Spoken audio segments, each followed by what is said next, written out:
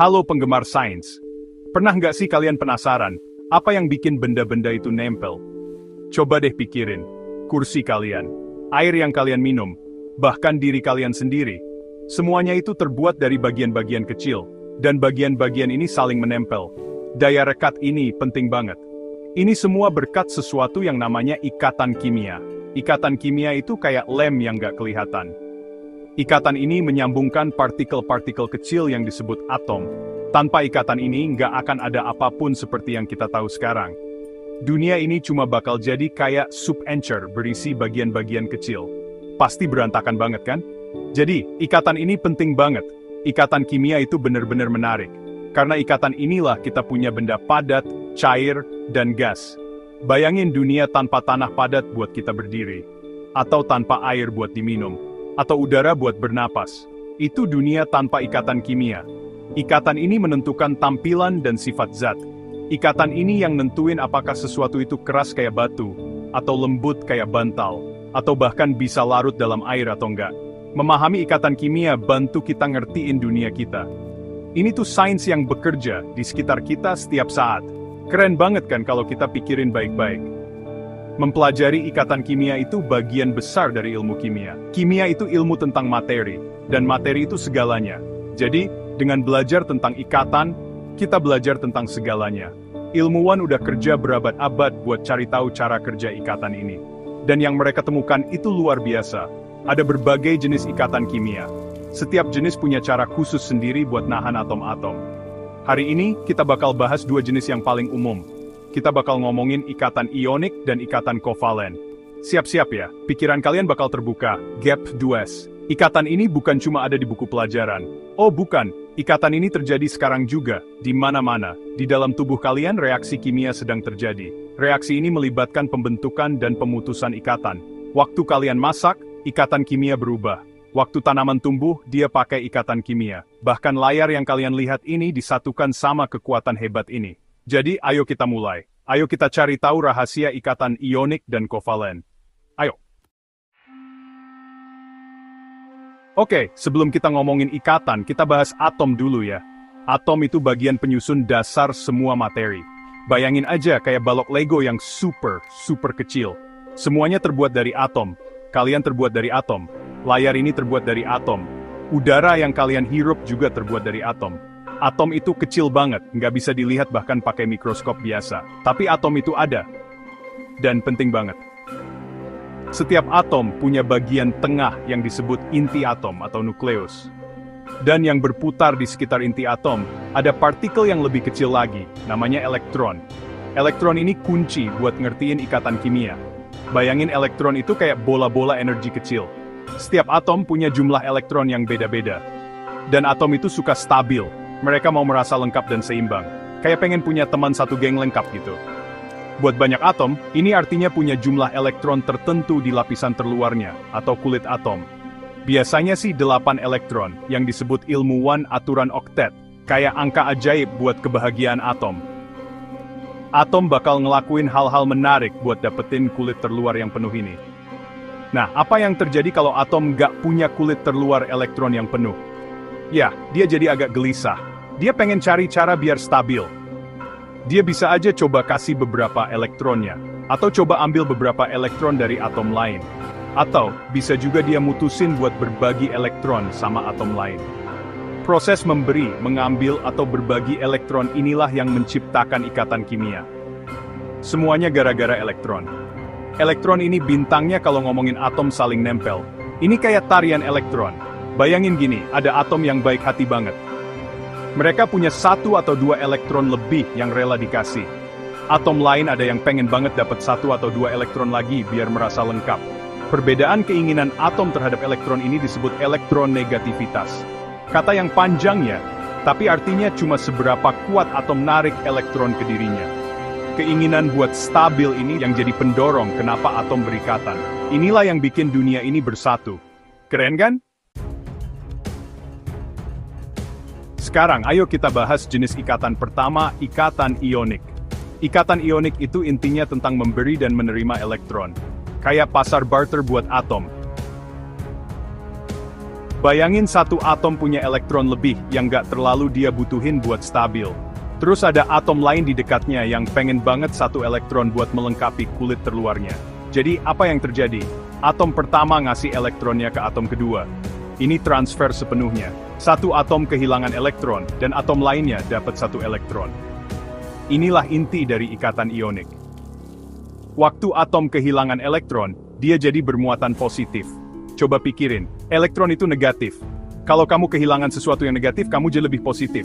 Atom yang bermuatan positif ini sekarang disebut ion positif, atau kation. Sebaliknya, atom yang dapat elektron jadi bermuatan negatif. Dia dapat sesuatu yang negatif, jadi dia jadi negatif. Atom yang bermuatan negatif ini disebut ion negatif, atau anion. Sekarang kita punya ion positif dan ion negatif. Dan apa yang dilakukan kutub berlawanan? Mereka tarik-menarik. Tarikan antara ion positif dan ion negatif, inilah ikatan ionik. Ini gaya elektrostatis yang kuat. Kayak magnet nempel di kulkas kalian. Muatan positif dan muatan negatif menarik mereka erat-erat. Ini biasanya terjadi antara atom logam dan atom non-logam. Atom logam cenderung gampang kehilangan elektron. Atom non-logam cenderung gampang dapat elektron. Jadi, mereka pasangan yang pas banget buat ikatan ionik. Mereka membentuk senyawa baru, sering disebut senyawa ionik. Jadi kesimpulannya, ikatan ionik terbentuk waktu elektron ditransfer sepenuhnya dari satu atom ke atom lain. Ini menciptakan ion-ion yang berlawanan muatan. Ion-ion ini lalu nempel karena muatan mereka yang berlawanan. Kayak jabat tangan super kuat antara atom pemberi dan atom penerima. Ayo kita omongin di mana kalian bisa nemuin ikatan ionik ini. Nggak perlu ke lab canggih kok, cukup ke dapur kalian. Contoh senyawa ionik paling terkenal itu garam dapur. Iya, garam yang kalian taburin di kentang goreng. Garam dapur juga dikenal dengan nama kimianya, natrium klorida. Natrium itu atom logam, dia suka banget ngasih satu elektron. Klorin itu atom non-logam, dia pengen banget dapat satu elektron. Jadi natrium ngasih elektronnya ke klorin. Boom, natrium jadi ion positif, Na+. Klorin jadi ion negatif, Cl-. Ion Na+ dan Cl ini lalu saling tarik-menarik dengan sangat kuat. Mereka membentuk struktur kisi kristal. Makanya butiran garam punya bentuk yang bagus dan teratur itu. Tarikan kuat inilah yang bikin garam jadi padat di suhu ruangan. Ini juga bikin garam punya titik leleh yang tinggi. Butuh panas banyak buat misahin ikatan ionik itu. Coba pikirin gimana garam larut dalam air. Molekul air bisa misahin ion natrium dan klorida. Ini karena air sendiri punya ujung-ujung yang sedikit bermuatan, yang bisa narik ion-ion itu. Sains itu enak ya. Senyawa ionik lain, yang biasa ada di rumah itu, soda kue. Nama kimianya natrium bikarbonat. Soda kue bagus buat bikin kue, karena waktu dipanaskan atau bereaksi sama asam, dia ngeluarin gas karbon dioksida. Gelembung-gelembung itu bikin kue kalian jadi ringan dan ngembang. Lagi-lagi, ikatan ionik yang nyatuin bagian natrium dan bikarbonat, itulah yang nentuin sifatnya. Banyak benda lain di sekitar kita yang disatukan sama ikatan ionik. Coba pikirin keramik, kayak piring dan cangkir. Itu sering mengandung oksida logam, yang merupakan senyawa ionik. Beberapa mineral dan batu permata juga ionik. Contohnya, kalsium karbonat ada di kapur tulis, batu kapur, dan kulit kerang. Itu terbuat dari ion kalsium dan ion karbonat. Ikatan ionik yang kuat ini bikin bahan-bahan ini jadi keras dan awet. Jadi dari tempat garam kalian sampai tanah di bawah kaki kalian, ikatan ionik bekerja keras. Ikatan ini benar-benar mendasar. Nah, sekarang kita ganti topik dan bahas jenis ikatan lain, ikatan kovalen. Kalau ikatan ionik itu tentang memberi dan menerima elektron, ikatan kovalen itu intinya berbagi. Betul banget. Atom juga bisa jadi stabil dengan cara berbagi elektron satu sama lain. Ini biasanya terjadi antara dua atom non-logam. Atom non-logam seringnya kuat banget megang elektronnya. Jadi, daripada satu atom ngerebut elektron dari atom lain, mereka mutusin buat berbagi satu atau lebih pasang elektron. Kayak kesepakatan baik-baik gitu. Dalam ikatan kovalen, elektron yang dibagi itu ditarik sama inti kedua atom. Tarikan bersama ini yang nyatuin atom-atomnya. Kayak dua orang pegangan tangan. Masing-masing orang megang yang lain, dan hubungan itu bikin mereka tetap bareng. Pasangan elektron yang dibagi itu jadi milik kedua atom.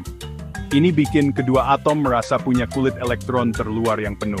Dan ingat kan, itu yang atom mau. Mereka mau perasaan stabil dan bahagia itu. Berbagi bantu mereka mencapai ini. Waktu atom-atom disambungin sama ikatan kovalen, mereka membentuk molekul. Molekul itu sekelompok dua atom atau lebih yang disatukan sama pasangan elektron yang dibagi ini. Molekul bisa sederhana banget kayak molekul gas hidrogen, H2. Ini punya dua atom hidrogen yang berbagi satu pasang elektron. Atau bisa juga rumit banget kayak molekul DNA yang punya jutaan atom yang semuanya terhubung sama ikatan kovalen. Jumlah pasangan elektron yang dibagi juga bisa beda-beda. Atom bisa berbagi satu pasang, itu ikatan tunggal, dua pasang, itu ikatan rangkap dua, atau bahkan tiga pasang, itu ikatan rangkap tiga. Makin banyak pasangan yang dibagi, makin kuat ikatannya. Jadi, ide utama ikatan kovalen itu berbagi elektron. Berbagi ini menciptakan hubungan kuat yang nyatuin atom-atom buat membentuk molekul. Beda sama senyawa ionik yang membentuk kisi kristal, senyawa kovalen seringnya ada sebagai molekul-molekul yang terpisah. Molekul-molekul ini bisa berupa gas, cairan, atau padatan, tergantung seberapa kuat molekul-molekul itu saling tarik. Nah, itu cerita lain lagi tentang gaya antar molekul. Tapi ikatan di dalam molekulnya, yaitu ikatan kovalen, itu kuat banget. Ayo kita lihat beberapa contoh sehari-hari dari ikatan berbagi yang keren ini. Ikatan kovalen itu ada di mana-mana, beneran deh. Kita mulai dari sesuatu yang penting banget buat kehidupan, air. Molekul air punya rumus kimia H2O, artinya ada dua atom hidrogen dan satu atom oksigen. Atom oksigen berbagi satu elektron dengan masing-masing dari dua atom hidrogen. Dan setiap atom hidrogen berbagi satu elektronnya dengan atom oksigen. Jadi, mereka membentuk dua ikatan kovalen. Ikatan ini yang menyatukan molekulnya. Air itu cair di suhu ruangan, karena cara molekul air saling tarik. Tapi ikatan HO di dalam setiap molekulnya itu ikatan kovalen yang kuat. Gimana dengan udara yang kita hirup? Udara itu sebagian besar gas nitrogen 2 dan gas oksigen. Dalam molekul oksigen, dua atom oksigen berbagi dua pasang elektron. Itu ikatan kovalen rangkap 2. Ikatan kuat ini bikin atom-atom oksigen tetap berpasangan. Waktu kita tarik napas, tubuh kita pakai oksigen ini. Terus kita keluarin karbon dioksida. Dalam molekul karbon dioksida, satu atom karbon berbagi dua pasang elektron dengan satu atom oksigen, dan dua pasang lagi dengan atom oksigen lainnya. Jadi ada dua ikatan kovalen rangkap 2. Gas-gas ini ada di sekitar kita, semuanya disatukan karena berbagi. Ayo kita pikirin sesuatu yang manis gula. Gula pasir atau sukrosa itu molekul yang jauh lebih besar. Rumusnya C12H22O11. Banyak banget atomnya. Semua atom karbon, hidrogen, dan oksigen itu terhubung sama ikatan kovalen. Atom-atom karbon membentuk rantai dan cincin, semuanya dengan cara berbagi elektron. Atom hidrogen dan oksigen nempel ke kerangka karbon ini, juga lewat ikatan kovalen. Cara atom-atom ini disusun dan berikatan ngasih gula sifat-sifat khasnya, kayak rasa manisnya dan gimana dia larut dalam air. Ini mahakarya ikatan kovalen. Plastik itu contoh lain yang luar biasa dari ikatan kovalen. Plastik itu polimer, artinya, plastik terbuat dari rantai yang panjang banget, dari unit-unit kecil berulang yang disebut monomer. Monomer-monomer ini dihubungin sama ribuan ikatan kovalen. Bayangin polietilena, yang dipakai di kantong plastik dan botol. Itu terbuat dari rantai panjang atom karbon dengan atom hidrogen yang nempel. Kekuatan dan kelenturan plastik datang dari rantai panjang yang berikatan kovalen ini. Jadi, dari air yang kalian minum sampai wadah plastik yang kalian pakai, ikatan kovalen itu penting banget buat kehidupan modern. Ini bener-bener ikatan berbagi. Ilmuwan udah lama banget mempelajari ikatan kimia, dan mereka semua setuju ngertiin ikatan ini penting banget. Dr. Linus Pauling, yang menang 2 hadiah Nobel, nulis buku terkenal judulnya, Sifat Ikatan Kimia. Dia hebat banget ngejelasin gimana elektron dibagi atau ditransfer. Dia bilang, sains adalah pencarian kebenaran, bukan permainan di mana seseorang mencoba mengalahkan lawannya untuk merugikan orang lain. Karyanya bantu kita lihat kalau perilaku elektron itu kunci buat ngertiin kenapa zat-zat itu begitu adanya. Semuanya tentang partikel-partikel kecil itu. Baru-baru ini peneliti terus neliti detail-detail ikatan. Contohnya, ilmuwan di institusi kayak MIT dan Stanford pakai komputer canggih dan teknik pencitraan modern. Mereka hampir bisa lihat ikatan terbentuk dan putus. Sebuah penelitian tahun 2019 yang diterbitkan di jurnal nunjukin peneliti secara langsung memotret penataan ulang ikatan selama reaksi kimia di permukaan. Penelitian kayak gini, bantu kita ngerancang bahan-bahan baru. Bayangin plastik yang lebih kuat dan ringan, atau sel surya yang lebih efisien. Semuanya kembali ke cara ngontrol gimana atom berikatan. Keren banget kan? Profesor G.N. Lewis, pelopor lain di bidang kimia, ngenalin ide pasangan elektron dalam ikatan kovalen. Struktur titik Lewisnya masih dipakai sampai sekarang buat bantu siswa ngebayangin gimana atom berbagi elektron. Dia menekankan bahwa ikatan kimia bukanlah hubungan material antar atom, tetapi fenomena listrik. Ini ngingetin kita kalau ikatan ini tentang gaya dan energi, bukan tali-tali kecil. Ngertiin sifat listrik ini bantu ahli kimia prediksi gimana molekul bakal bereaksi. Ini penting banget buat ngembangin obat-obatan baru atau proses industri. Para ahli nunjukin kalau ini bidang yang dalam dan menarik banget. Bahkan sampai sekarang, penelitian ikatan kimia terus mendorong batas-batas ilmu pengetahuan. Peneliti lagi neliti jenis-jenis ikatan aneh yang ada di kondisi ekstrem, kayak di dalam planet.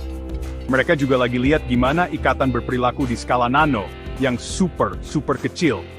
Pengetahuan ini bantu di bidang kayak nanoteknologi dan ilmu material. Seperti yang sering ditekankan Dr. Roald Hoffmann, penerima Nobel Kimia lainnya, kimia adalah ilmu tentang molekul dan transformasinya.